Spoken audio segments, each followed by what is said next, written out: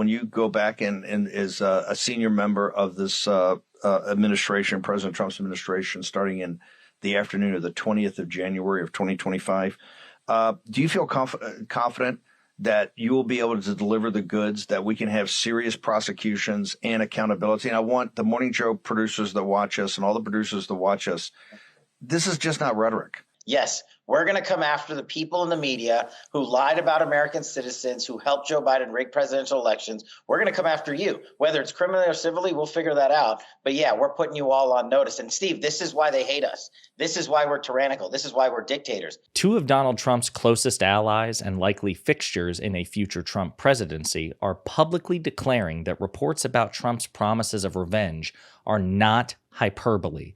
They plan to pursue their critics and their enemies using the awesome powers of the federal government by any means necessary. Friends, this is full-on fascism, and this is not a drill. I repeat, not a drill. But before we unpack all that, if you haven't yet, please hit that like, subscribe, and the alert bell. All right, folks, I want to play this full clip. The people involved are Steve Bannon and Kash Patel. Steve Bannon was one of Donald Trump's most prominent and influential White House strategists, and he is still a close ally of Donald Trump.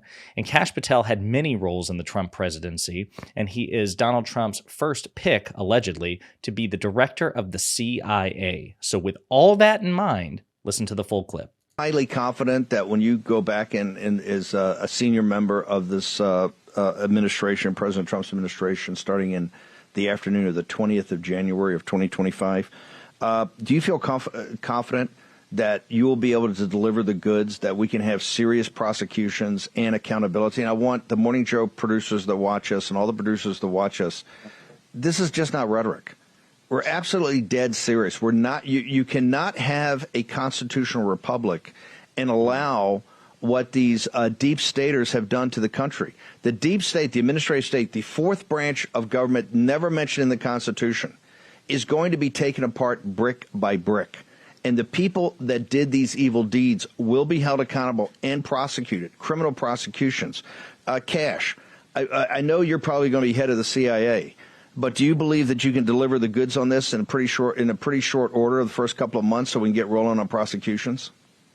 Yes, we got the bench for it, Bannon, and you know those guys. I'm not going to go out there and say their names right now so the radical left-wing media can terrorize them. But, excuse me, the one thing we learned in the Trump administration the first go-around is we got to put in all America patriots top to bottom.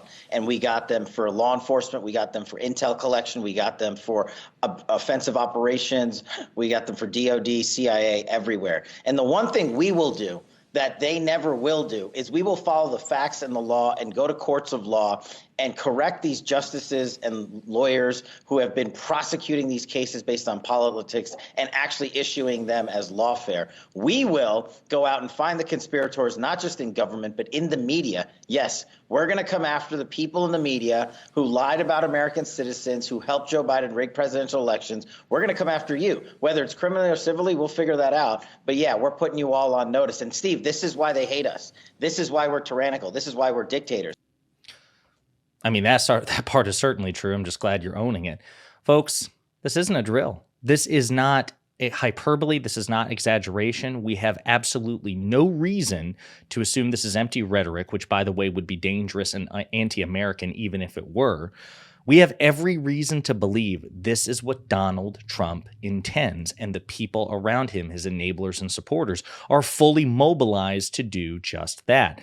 Now, again, it wasn't just the media, though I will remind you that Donald Trump did indeed recently, more than once, threaten to investigate, prosecute, and persecute the media. This was from a post on Truth Central. They are all dishonest and corrupt, but Comcast, with its one-sided and vicious coverage by NBC News, and in particular MSNBC, often correctly referred to as MSDNC, Democratic National Committee, should be investigated for its country-threatening treason. Okay? When I win the presidency of the United States, they and others of the lamestream media will be thoroughly scrutinized for their knowingly dishonest and corrupt coverage of people, things, and events. Why should NBC or any other of the corrupt and dishonest media companies be entitled to use the very valuable airwaves of the USA free? They are a true threat to democracy and are, in fact, the enemy of the people. The fake news media should pay a big price for what they've done to our once great country. Imagine if President Biden said that about Fox News, who recently had to pay an $800 million settlement for defamation, right? Unlike MSNBC or even CNN. Fox News would be apoplectic, the right wing would be apoplectic, the Republican Party would be apoplectic, and quite frankly, so would much of the mainstream media, independents, and Democrats. But Democrats don't say things like that, let alone Joe Biden. And here we have Donald Trump openly saying these things. And Steve Bannon and Kash Patel are saying, listen, you might be tempted to pass this off as hyperbole. It is not. This is a full, just a warning, a promise to their supporters who they're hoping these promises will rile up. This is a promise of what's to come. Now, it also stands in complete alignment with what former Republican Congresswoman and lifelong conservative Liz Cheney has been saying about Trump for years. And she's not the only one. She's not the first one. As a matter of fact, the vast majority of the Democratic Party and the progressive left and sane centrists and independents recognized the danger Trump posed long before Cheney. But to whatever extent that conservatives find a lifelong conservative who voted with Donald Trump 93% of the time persuasive, consider this. First of all, to have a situation where a president who's lost the election, and so we should be going through a transition. And a transition is a period of time when the United States is particularly potentially vulnerable, and especially at the Defense Department. You have to have a nonpartisan transition. You have to have a situation where people are very focused on what is the good of the country. And people recognize we may have lost the election, but those politics should not be part of any kind of decisions that are being made, especially during a transition period. And so to see Donald Trump fire his defense secretary, and we know now, of course, much more about what was happening at the time. I was very concerned at the time. He was also replacing other senior leaders at the department. We know now, for example, that he had told Johnny McEntee at one point to ensure that the Secretary of the Army and the Chief of Staff of the Army knew that if they issued any more statements saying that the U.S. military had no role in our elections, that they would be fired.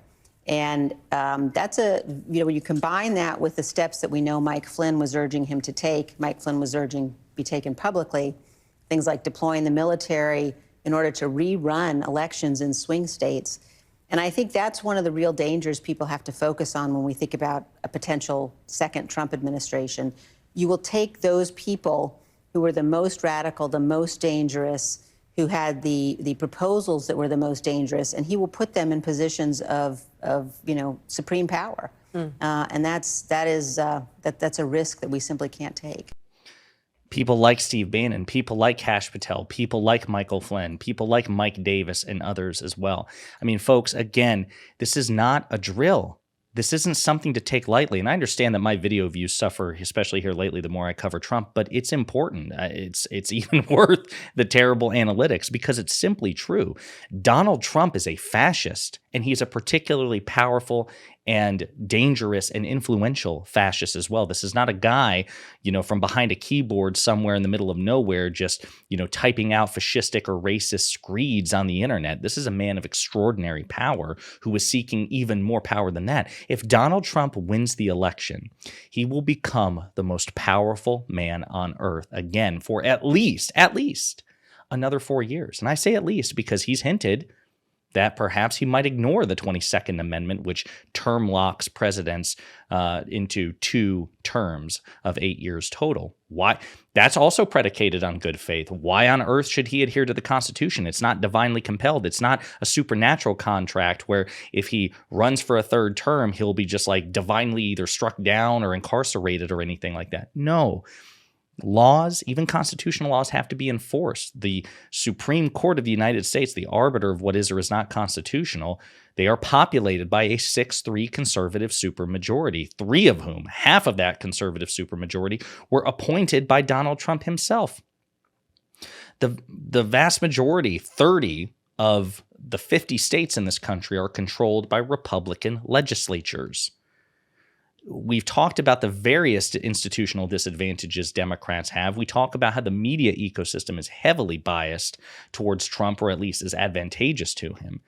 Donald Trump is a legitimate threat to the future of this United States, of these United States. We can't take that for granted.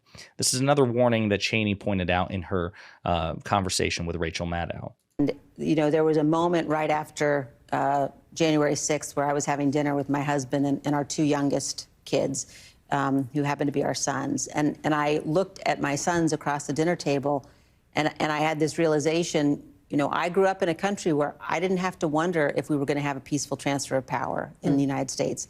And all of a sudden it occurred to me, my God, maybe they won't be able to say the same thing.